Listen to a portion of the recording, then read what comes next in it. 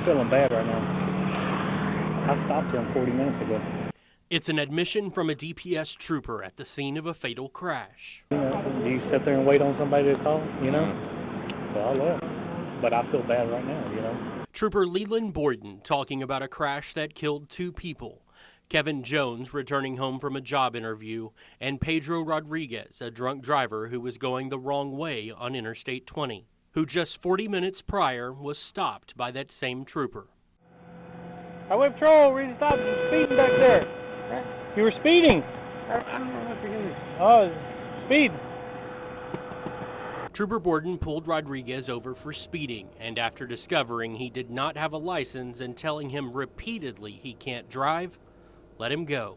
Attorney Marissa Scouten is representing Jones's mother in a lawsuit she now wants the nation's highest court to hear. A case where she says the trooper made a danger for motorists by letting Rodriguez go. But that theory is something that is not recognized by courts nationwide. Something Scouten says turns her client into a victim of her own location.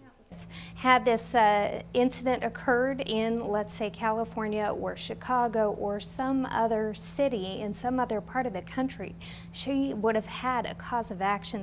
Of all the appeals courts in the country, just 2 circuits do not recognize the theory. The 5th Circuit, which includes Texas, Louisiana, and Mississippi, and handled this case, and the 1st Circuit. But because she's here in the 5th Circuit, that cause of action doesn't exist, and a state is simply just immune from being sued. Scouten says the dash cam that DPS fought to keep private and was later obtained by KLTV has been crucial in her case that now hopes to head to the Supreme Court.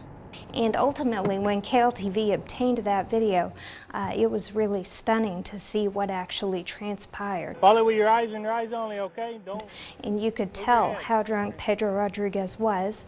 You could tell how botched the investigation was. And it really laid out for the court exactly the level of incompetence and unprofessional nature of the conduct of the trooper at issue.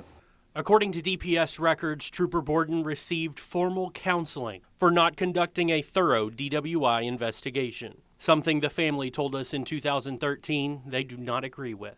And if this officer, there wasn't any disciplinary action, I don't agree with that at all. I know at some point I'm going to have to find some peace, and with the peace is going to have to come some forgiveness. She wants for troopers and for officers generally to pay attention when they're pulling over drunk drivers and to make sure that those drunk drivers are taken off the roadway and do not cause harm to other innocent people. You can't drive.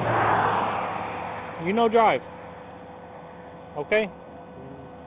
You can spend the night right there then, I don't care. But you can't drive, okay? No license. Okay? All right.